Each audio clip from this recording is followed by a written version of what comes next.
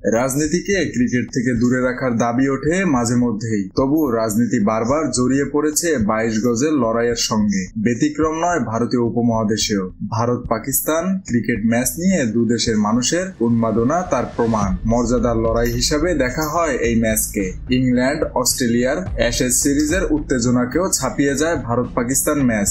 রাজনৈতিক কারণে সেই উত্তেজনা এখন অতীত, তবু বছরে এক আধবার দুদেশ মুখোমুখি হলে আলাদা আবহ তৈরি হয়। সেই জায়গা এখন নিচ্ছে ভারত বাংলাদেশ ম্যাচ, কারণ বর্তমান রাজনৈতিক পরিস্থিতি। চ্যাম্পিয়ন্স ট্রফিতে আগামী বৃহস্পতিবার দুই দেশ মুখোমুখি হবে। রবিবারের ভারত পাকিস্তান ম্যাচের থেকেও এই ম্যাচ নিয়ে উন্মাদনা বেশি। গত কয়েক বছরে বাংলাদেশ এবং শ্রীলঙ্কার 22 গজের লড়াইও কম উত্তেজনা তৈরি করেনি। রাজনৈতিক উপাদান না থাকলেও দুদেশের ক্রিকেটারদের লড়াই বাড়তি মাত্রা পেয়েছে বিভিন্ন কারণে, যা চূড়ান্ত পর্যায়ে পৌঁছেছিল 2023 সালের একদিনের বিশ্বকাপে। শ্রীলঙ্কার অ্যাঞ্জেলো ম্যাথুসকে টাইমড আউট করেছিলেন বাংলাদেশের প্রাক্তন অধিনায়ক সাকিব আল হাসান। আন্তর্জাতিক ক্রিকেটের ইতিহাসে সেটাই প্রথম এবং শেষ টাইমড আউটের ঘটনা। খেলার মাঠে ভারত, পাকিস্তান, বাংলাদেশ, শ্রীলঙ্কার মতো দেশগুলির সাফল্যের অনেকটাই ক্রিকেট কেন্দ্রিক। হকিতে ভারত পাকিস্তানের রমরমার দিন অতীত। অন্য খেলাগুলিতেও সাফল্যের ইতিহাস দীর্ঘ এবং ধারাবাহিক নয়। সেই সুযোগ কাজে লাগিয়ে ক্রিকেটের জনপ্রিয়তা উত্তরোত্তর বৃদ্ধি পেয়েছে।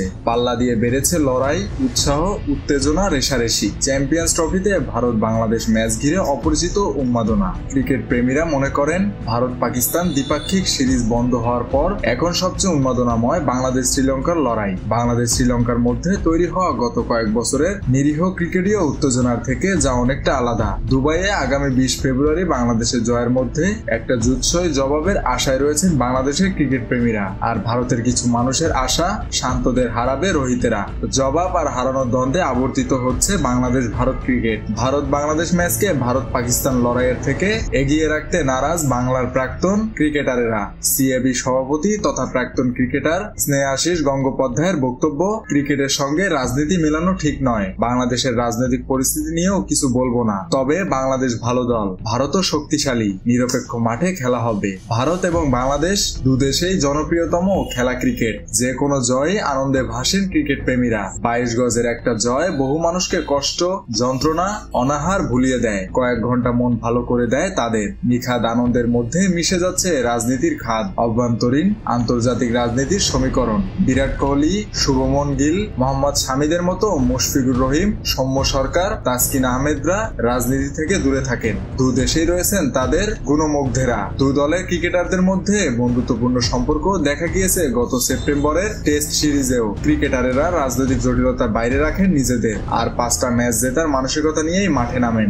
22 গজে নিজেদের সেরাটা উজাড় করে দিতে চান দেশের জার্সি গায়ে। সমর্থকদের একটা অংশ বাড়তি রং, উত্তেজনা যোগ করেন। গত এমার্জিং এশিয়া কাপের ম্যাচে বাংলাদেশের সৌম্যর সঙ্গে বিবাদে জড়িয়েছিলেন হর্ষিত রানা। আম্পায়ারদের হস্তক্ষেপ করতে হয়েছিল পরিস্থিতি নিয়ন্ত্রণে। তারা দুজনেই রয়েছেন চ্যাম্পিয়ন্স ট্রফির দলে। ভারত বাংলাদেশের ক্রিকেটারদের বাকযুদ্ধ নতুন নয়। 2007 সালে একদিনের বিশ্বকাপে বাংলাদেশের কাছে হেরে ছিটকে গিয়েছিল ভারত। সেই ম্যাচের আগে মাশরাফি বিন মুর্তজা নড়াইলের ভাষায় রাহুল দ্রাবিড়ের দলকে হুঁশিয়ারি দিয়ে বলেছিলেন ধরে দিবানি। এদিকে পাকিস্তানের ক্রিকেট প্রেমীরা চান ভারতীয় দল সে দেশে যাক। কয়েকদিন আগে গদ্দাফি স্টেডিয়ামের গ্যালারিতে দেখা গিয়েছিল তেরঙ্গা।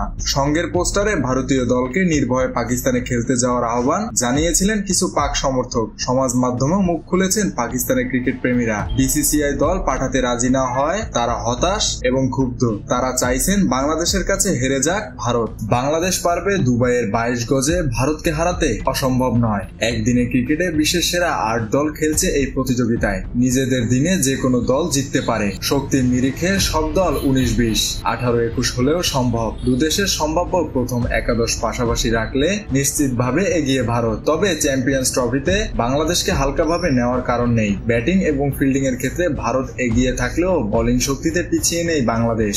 এবার ভারতের মূল বোলিং আক্রমণ অনভিজ্ঞ।